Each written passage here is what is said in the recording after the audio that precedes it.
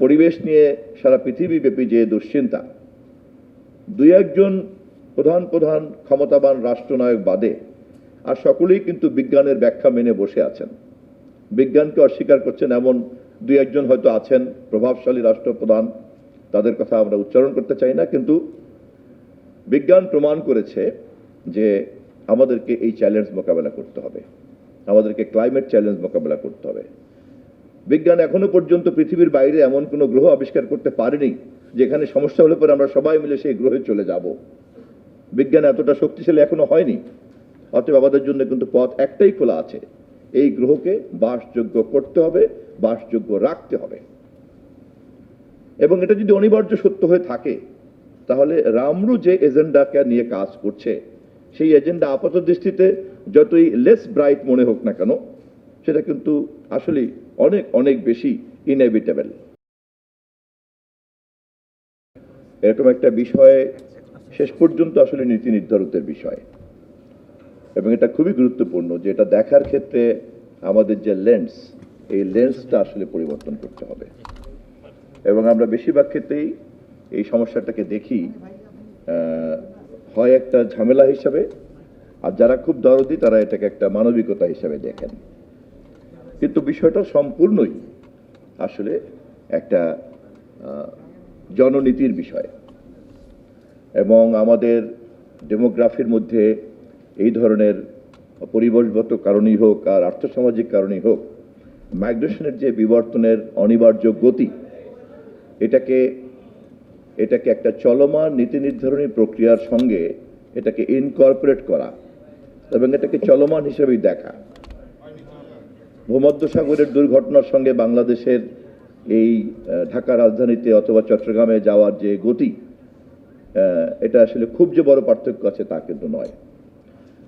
এবং এই পরিস্থিতির যে বাধ্যবাধকতা, যারা মাইগ্রেট করছেন এটা তারা কেউ ইচ্ছা করে করছেন না, এবং যারা এটার শিকার হচ্ছেন তারা এটা একটা দরদ পাওয়ার জন্য সকলের কাছে দাঁড়ে দাঁড়িয়ে ঘুরে বেড়াবেন, এবং আমরা সেভাবেই দেখব, এমনটা মনে করাও কিন্তু ঠিক না।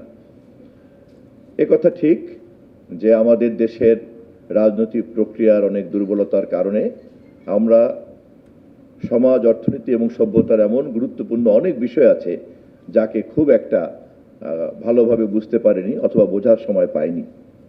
কারণ গণতান্ত্রিক ব্যবস্থা প্রাতিষ্ঠানিকতা লাভ না করতে পারার কারণে এখানে রাজনৈতিক প্রক্রিয়াও এখনো সেই পরিমাণ পরিপক্ক না যে একটা উন্নত দেশের নীতি নির্ধারণী প্রক্রিয়ার মধ্যে বিরাজ করে।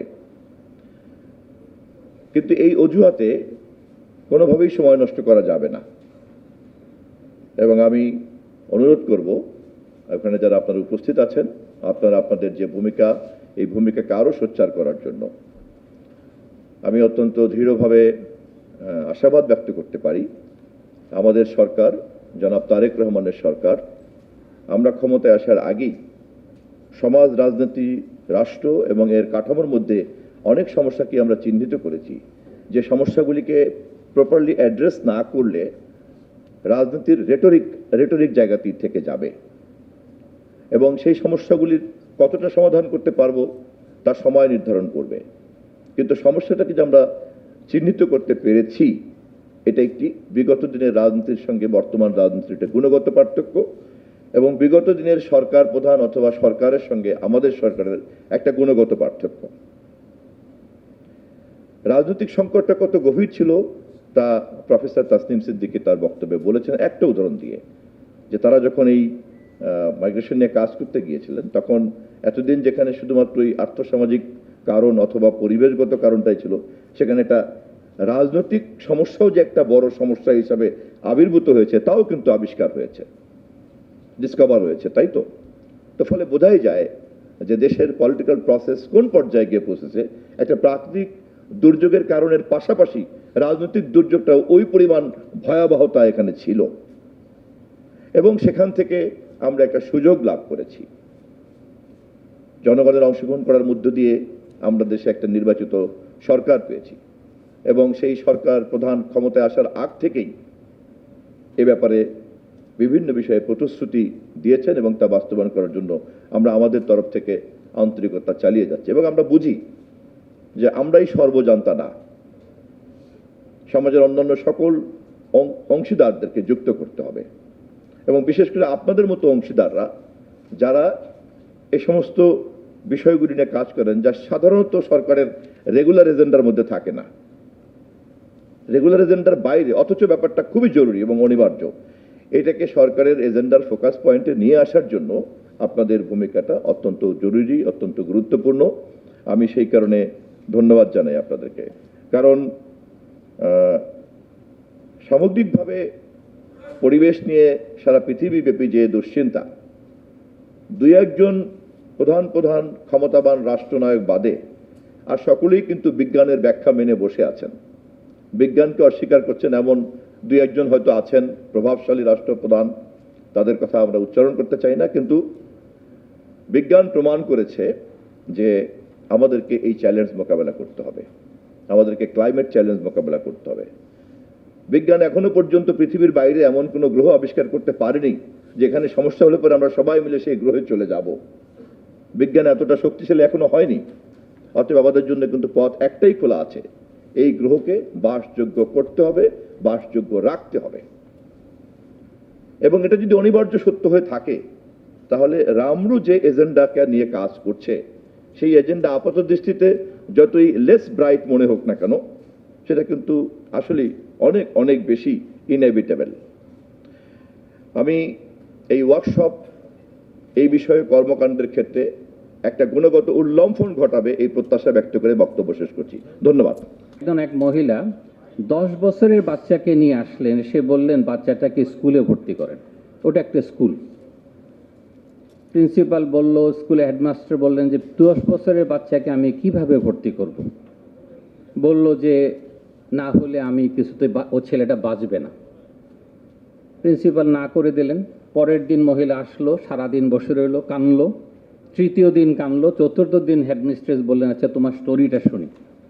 বলল যে আমি গার্মেন্টসে চাকরি করি, 12 ঘন্টা কাজ করি গার্মেন্টসে, বাচ্চাটাকে পায়ে দড়ি বেঁধে খাবার দিয়ে আমি চলে যাই।